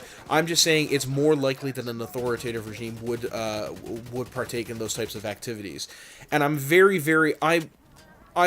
sure that China is doing the same thing. I'm sure that Canada and the United States are doing it to its citizens to a certain extent, but China is definitely doing it way more. The fact that China is trying to control a lot of different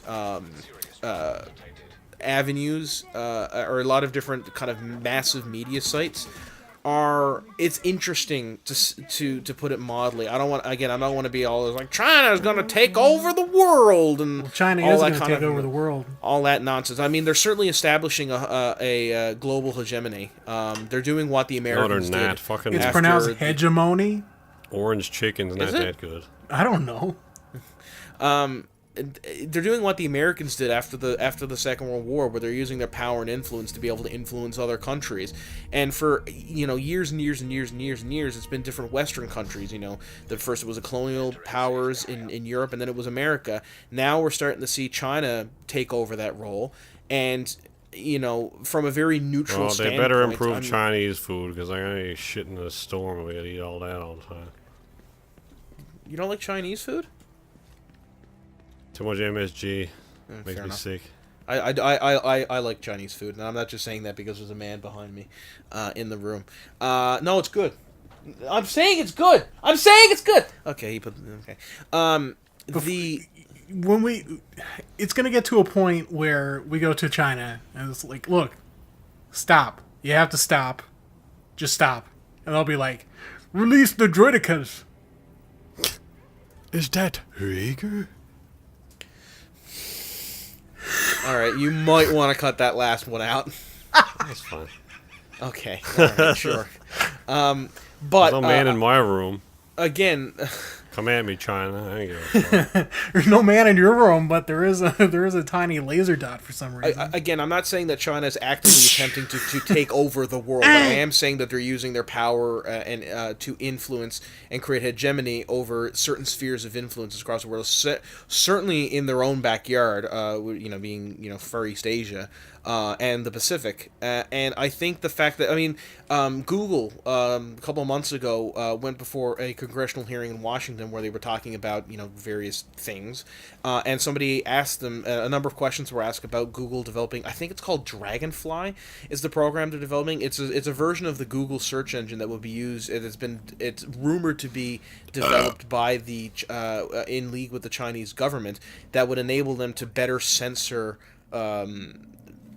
Things in China and be able to better block websites. And, they were asked Google multiple times, like, have you been developing this with the Chinese? And Google said, not really, was the kind of the gist of that. You should go watch the congressional hearings. It's or at least the highlights, because it's interesting. But the fact that China is focusing so heavy on these fears is very intelligent for China. These are smart political moves, but it's also very worrying for people who who are concerned about personal liberties and freedoms. This is really scary. It's really scary stuff. I think if none of this concerns you, I think you should read into it more and make yourself scared of it. That doesn't concern me with this. I think you should read into it more and concern yourself with it. I don't care. I'm not gonna live that long. None of us will. Well, exactly. Don't worry, everybody. There's always a way out. There will all. Don't worry. There's always going to be a Pixel Junkies. You have nothing to worry about. Several days, several weeks, months, years, or decades off at a time. This is the good thing about having be back. having such a pathetic fucking view count, is that we can literally say whatever we want. Nobody gives a fuck because nobody watches us. Well, I don't know if that's true, but sorry, Thomas. Nobody not important watches us. The only important person watches us. Everybody else is a sheep. We can't say whatever we want. No, well, I mean, I meant more speaking. We have to censor a lot of Adam's racist ramblings. I don't know if that's true, but I meant joking aside. Most of those races don't even exist anymore. I meant joking aside. I meant more questioning authority as opposed to saying awful shit about whatever insert race here. Oh man, white people are Fucking terrible. Hey guys. Yeah. While you're waiting for the end of the world, why don't you spend your time playing some sexy games? You have to get through this whole list. Good God. Well, we can run through this if you want. Yes, please. Hey, there's a you know what Nataku is? Nataku? Yes. Nataku. Probably shooting ropes with something Japanese related. So it's like a game store, but it's for adult games. Oh, okay. By which I mean sex. Oh. But they're releasing a console in the shape of a boob. That's right. You can now buy a breast and play sexy games on it. The power button is the nipple. It's silicone. It's like a flesh-like texture. That's gross. I'm already out. Why is it they gross? missed an opportunity. Are you a misogynist? Because do you not like the female form? You think boobs I are like gross? the female form just fine, but I don't think that you should be able to use the words fleshlight and console build in the same fucking sentence. So you're censoring us. You don't think we should be allowed to? Are you Chinese? No, I think you should be allowed to do whatever you want. I mean, the Chinese government? I don't mean to sound racist. Are you the Chinese government? Is that real? Stop saying that! What? It's in the damn movie. I'm just quoting Star Wars. Oh my god. Hey, he's just sounding like a Nemoidian. If you make the connection between them and China, you are the racist, sir. Well, you got me there. There's certainly no way I could argue against that flawless logic. Moving on. Those white people. Seriously, they're making a game console in the shape of a tit? Yes. They already made it. I think it's sold out. It's like turbo limited or something. I think it's sold out within the first few minutes of posting. Why is the console not a vag with the power button at the end of the vag? Well, I think a boob. I don't know. The boob is more iconic. I guess. It could be a boob with a vag in it. Iconic. Man.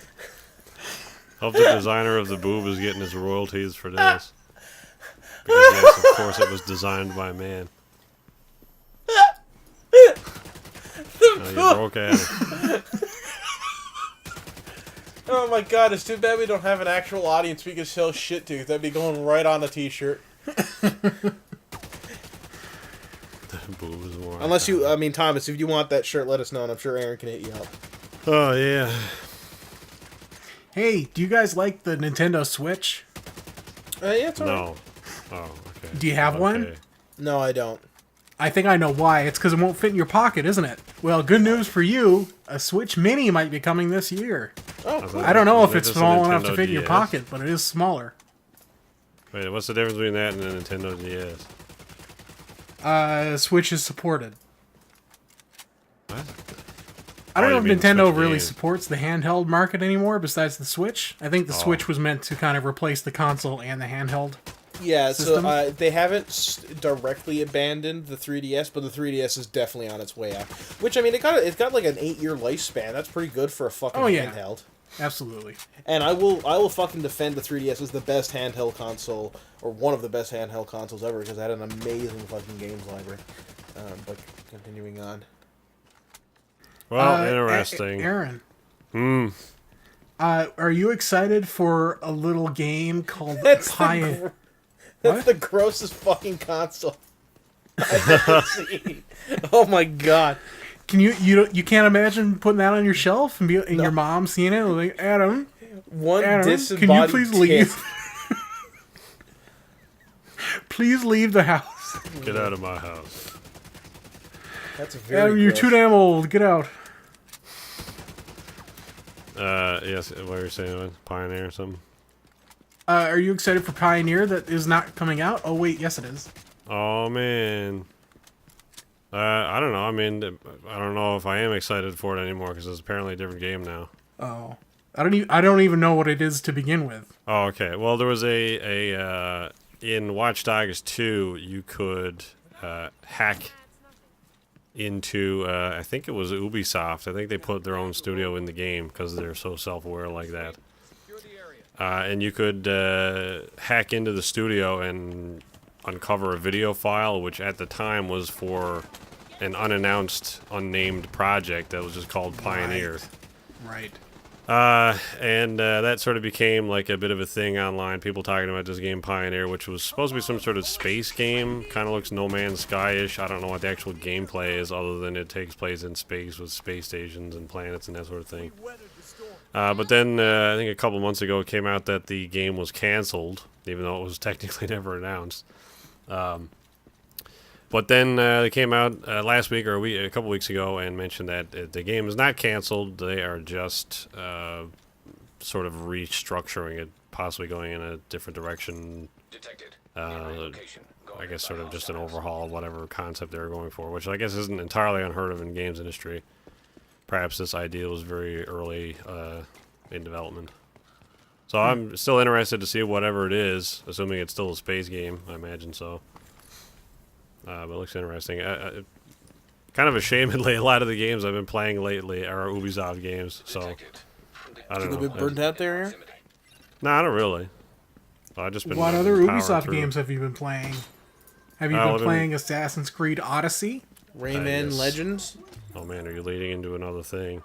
You have been playing Assassin's Creed Odyssey? Yes, specifically that and all of the other ones. Well, if you're close to finishing the game, perhaps you'd like to play it again Maybe later this probably month not. when New Game Plus is released. Oh my god! It will let you take your Shit on my face. character from your past game into a new game. Interesting. Indeed. Feel like, well, this is kind of interesting. They didn't have. There's no. They did this for Origins as well. They did, but there was a. I don't think it's an Odyssey yet. Maybe this will add it. I don't know. I don't know how much. I don't know what you know about it because you haven't played it that much yet, as far as I'm aware. No. There was an ability in Origins to hack the Animus. Yeah. And it let you, like, fuck around with physics and how many enemies there were, and just basically, essentially just mod your game, which I thought was interesting. I don't think you can do that in Odyssey yet. That would be kind of an interesting thing to go back and visit. I don't know how popular that feature was because it was only for PC, but Yeah. It is a cool idea, though. I haven't used it, but Yeah, I no, thought it's about awesome. potentially doing something with it. it was really cool of them to release something like that. Yeah. It showed a lot of, I don't know, foresight maybe not foresight. Access key detected. Yeah, I don't know the word I'm looking for. It was good of them. Yeah. We'll say that.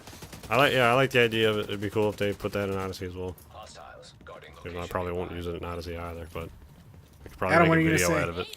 I was gonna say something completely different, so I won't. Yeah, Like, go I ahead. completely change that. Is it about playing the latest Battle Royale And game no, it's about that and no, EA? Oh, It's about. I read a story a little while ago that this is somewhere in California, I think. This house or this couple had decided to buy a bunch of, or no, it was British Columbia. A couple had decided to buy a bunch of peacocks. I don't know why, and they were doing Peacock fun around the yard, except the peacocks all got out and just started mating in the neighborhood. So now the neighborhood is inundated with peacocks. And peacocks, I don't know if you've ever heard, are the loudest fucking bird in the world. They make a fucking racket. So everyone in the neighborhood is really pissed off at this couple because now there's just mating couples of peacocks all over the place, making a fucking racket early in the morning. I mean, this honestly sounds like an easily solvable problem. Yes. Although I'm not 100% sure if I don't know. I'd get sick of eating peacocks after a couple of days. You can do a lot with peacocks. I don't know. cook Like, 'em? have you ever heard fry 'em? have you ever heard a You can peacock stew 'em? like cry? freeze It's 'em? like, "Ah, ah," except like 1,000 times louder. Yeah, You can well, melt what's 'em. No. Anyway, what's this about the EA's new melting Battle point of a Royale game? peacock? Are you? Have you guys been Oh. enjoying playing the latest Battle Royale game from EA and the creators of Titanfall? Oh, This man, is is the it- latest in this Titanfall series. It's Is it called, is it a new Titanfall? Is it Titanfall 3 out already? well, it is, but it's not Oh called man, Titanfall is it a Star Wars 3. game? It's not called Titanfall 3, but it is set in. It is the third Titanfall game. It is Apex Legends, a battle royale free-to-play game featuring loot boxes, featuring cosmetic DLC, featuring battle royale. I'm gonna let Aaron speak first because I believe you've actually played this, and I'm gonna say my little spiel at the end. But you go first, Aaron. I have played it. I played one round of it. That's I all it's primarily saying, was it? I primarily wanted to see if there was a bots mode. There is not. You cannot fight bots. You have to play with other players. Oh shit! I'm outside the beta area. So that was an immediate turnoff. Though I figured I'd give it a test run anyway. Basically, the way this is set up is there's a number of different characters, preset characters in the game. You don't make your own character or anything like that. Oh shit! I'm outside the beta. area. Did you know that some of those characters are members of the LGBT community? They were Sweet. very. Totally relevant information. They for came shooting out game. and specifically said that. So don't worry. Thank you. Don't How do you worry do if it? you're gay. You're allowed to play this game. Thanks now. for being inclusive. You know, it never mattered at any point. You're allowed do to you- play these personality-less characters. These blank slates that What are you now, talking about, that a are now Pioneer or members of your whatever? community. How do you do, fellow kid? Yeah, really. Yeah. I mean, as Steve, do you? Anyway, so the more or less is it's some sort of like Truman Show shit where people will kill each other on television for something to do, I guess. And for some reason, there's always a whole bunch of them to keep doing it. So you form a squad with your friends. You pick a character. Only one person can play as the character at a time because it's fun. And they randomly let you pick who gets to go first and choose what character you want. And then somebody is promoted, or a squad leader or whatever, someone's promoted to that, and you get to pick where you're going to drop. Yes, you drop just like in Fortnite and PUBG and all that nonsense. And then you run around and pick up loot boxes while you gather supplies and shit. It's essentially the same as Fortnite and PUBG, where you drop into a map, the area gets shrinks as time goes on, and you kill other people who are in the smaller and smaller area. But outside of the kind of fucking beat to death concept at this point, the gunplay is pretty solid. The sound design is really good. Of the Battle Royale games that are out, I think it probably has the best art style and overall look. Is it's a bit more realistic rather than super fucking Lego block, clay block, cartoony garbage. So that's nice. But other than that, I don't really have any appeal. It doesn't really appeal to me in any way. I think the concept of a Battle Royale game can be interesting, but what we keep getting and what is now the standard for Battle Royale is not good. Well, it's fun and action packed. I can see for a lot of people, but it's not what I want that to be. so like, here's my thought on Battle Royale. I don't have any problem with Battle Royale games existing as as they are. They're not for me, but other people can enjoy them. Certainly, similar to sports games. My problem is the fact that they seem to have taken over the fucking industry, just like with MOBAs and arena shooters and fucking MMOs and first person shooters back years and years ago. That's all we seem to be getting now. That's all these AAA developers seem to be focusing on, is pushing out these things when games like PUBG and Fortnite have already sewn up the market. And yes, you can put out other games in the same kind of in the same genre as Fortnite and Battle and PUBG.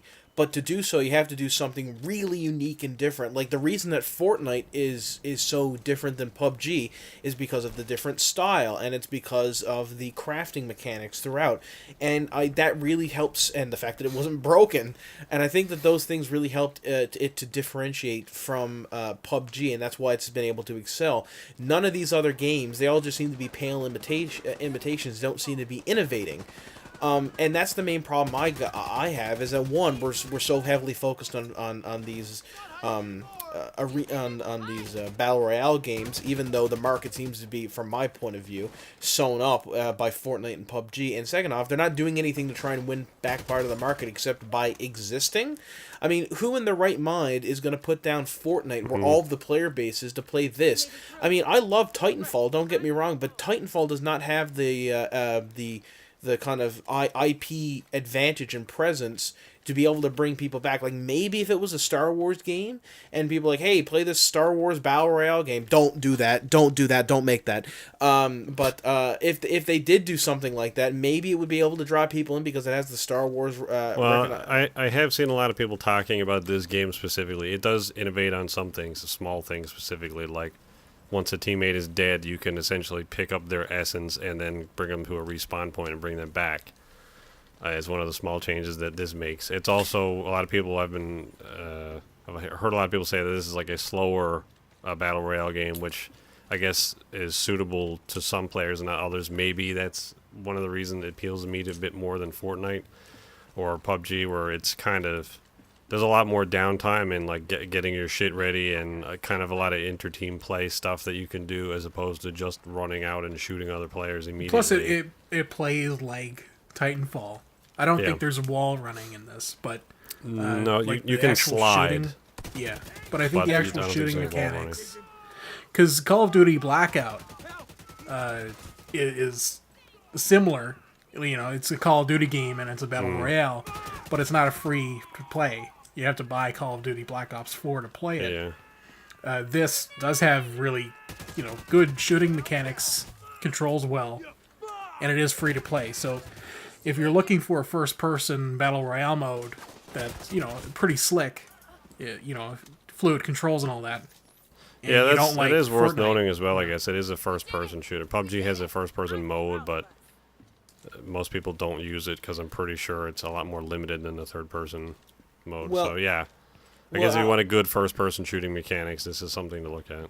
I will say, the comments I made before weren't specifically towards this game, but more towards the genre in and of itself. To be clear, I haven't played this game, and I don't want to declare a judgment on it, but it was more just the genre itself. From an outsider's perspective, I don't see a big enough difference between this and Fortnite to be able to, to see why people would leave Fortnite in droves to pick this up and play it for long enough for it to matter. Because especially where it's a free-to-play game, EA is going to need that recurring revenue from people buying microtransactions and loot boxes and stuff. Yeah, there are loot boxes in it. And in order to make their money back that they put into this game, and I don't think the game as it is now it's going to draw enough people in. I think time would have been better suited making a different sort of game, or making this game feel way different from Fortnite to try and draw more players in. Try to innovate. If you get what I mean. Am I being clear? Mm-hmm. Yeah, but yeah, I mean it's it's a bit of a gamble, I think, because a lot of people obviously like the formula of how battle royales work. I think if you iterate on that too much, there's a risk of attracting nobody. Yeah. So. Well, I mean, it's like the same thing that happened last console generation. Everybody and their mother was putting out military. Modern warfare first-person shooters, but the only one that excelled was Call of Duty, and to a much lesser extent, Battlefield. And I think the only reason the Battlefield did so well is because it had the brand name prestige of the Battlefield brand. And it was very, very different style of gameplay than Call of Duty was. I mean, it focused on larger maps, and it was more, quote-unquote, a simulator than Call of Duty's more arcadey, fast-paced combat. But if you look at all the other games that came out at that time, I mean, I can't even name them all, but like Medal of Honor, and I mean, I liked the 2008 or 9 or 10 or whatever it was Medal of Honor game, but that game was... I mean, nobody played that. Nobody played Warfighter. I mean, these are they put money into these games. And they did not do well because Call of Duty and Battlefield had sewn up the market. Yeah. And like I said, that's sort of what you see with franchises that span over decades because of how popular they are. They end up having to change the formula so vastly. You can see something like Assassin's Creed, where I think they probably could have kept making what Assassin's Creed was, but they didn't. They kept sort of iterating on that and going with a more open world approach sort of pseudo RPG approach that a lot of games are going for nowadays. I guess that's sort of seen in other games like Medal of Honor, where something like Titanfall can succeed, but now that's moving into a battle royale game. So I don't know. I guess you can either forge the market or copy it. Yeah. And by forge, of course, I mean make from scratch rather than copy, because I guess forge can also mean copy. But anyway. Yeah, so I mean, it's a super long podcast here. We'll just clue it up. Not really any news, but there's supposedly news about the only Star Wars game coming out that we know of anyway at this point. The Jedi Fallen Order. We're supposed to be getting some news on that soon, and it is supposed to be coming out holiday this year, though I have a sneaking suspicion that it will be canceled. If not delayed. Is this being made by Respawn as well? Yes. So sort of in association with that, instead of getting Apex, we could have got another few months of polish on Jedi. But anyway, here we are. I mean, I've liked Respawn's previous work. Titanfall 2 is one of the best games I've ever played and a must-have for this console generation. They were making Titanfall 3, but then EA purchased the studio, and then now we have Apex. Okay, well, that's fine.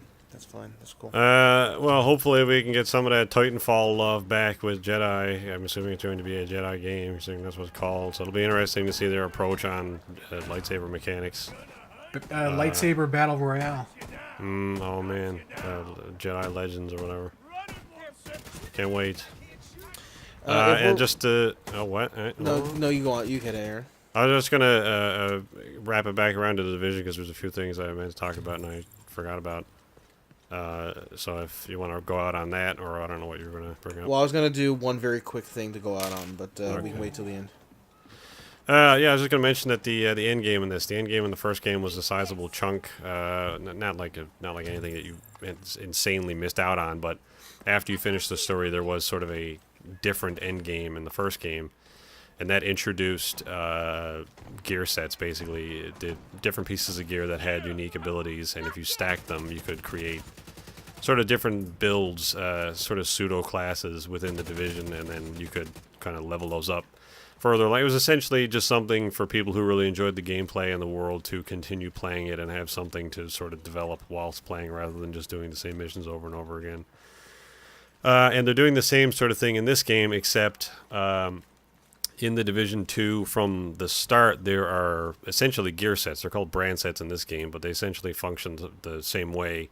Each brand has a number of different abilities that when you stack them, you get a number of different attributes, like this specific one that I'm looking at now. The brand set is called Providence Defense or something, and if you have one piece, you get plus 10 skill power. 2 pieces, you get plus 8% to health, and if you have 3 pieces, you get plus 5% to weapon damage. So you can kind of build your characters that way, mix and match pieces, and come up with these class systems. So the end game obviously has to be a bit different, considering the end game content is already sort of in this game from the beginning. And that introduces a more structured class system in the end game, which I thought is interesting. I'm hoping with the end game in this, you can mix and match the pieces between.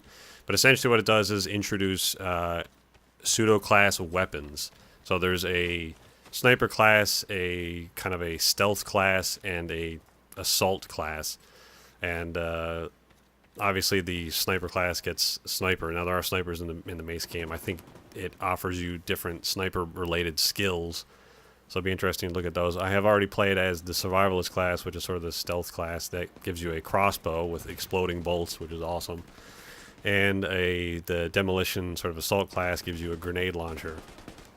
And it's really cool to see a lot of the different abilities that they add for the in-game pseudo classes. Like I was saying earlier, the healing drones and stuff like that. But you also then get like super damage buffs if you want to go assault class, or like stealth bonuses, that sort of thing. It's really interesting to see how all of those more sort of visual representations rather than just sort of invisible stat bonuses like in the first game where you got plus 10% defense. Now you can sort of see the fruits of your labor with the weapons and the different sort of configurations that you can build with those. I can see some of the possible builds, maybe with the crossbow or even the grenade launcher and some different like healing things to be very overpowered. Combined with a feature in this game, once you have finished the story missions individually, you don't need to finish all of them to get access to this, but once you've finished a story mission, you can replay them. You can always replay them, but you can now play them in a different mode. You can play them in story mode, which will present them like the objectives in the same way, the same narrative flow, or you can play them in a different mode, which randomizes the enemies that you're fighting and the placements of them, so it sort of gives you a unique way of replaying missions. And there's also, you can do that on different difficulties, and then there's also invaded missions now, which essentially is like a super hardcore fight, completely different enemies with completely different objectives in a random way. Oh, so it's like the nighttime, or what are they called, the midnight raids or the midnight challenges in Destiny 2, where they would like basically you'd play like strikes and stuff, and if it was on this difficulty, everything would be fucking turbo hard, and by that I mean everybody deals shit tons of damage, and they resist damage like a motherfucker, so you're just taking punishment and you cannot give it out. So it's not like super impossible. In the beta, there's a end game mode. I'll just try it out now for a couple minutes, however long we go for. That they power level you up to 30, 32-ish, so that you can fight these guys. It's obviously end game content, but it's not like super hard. I'd say it would probably be fairly difficult to solo all of it, you can do it. And I'm sure once the game comes out, you'll be able to, because the builds that they give you in the game are preset. You can't really change them.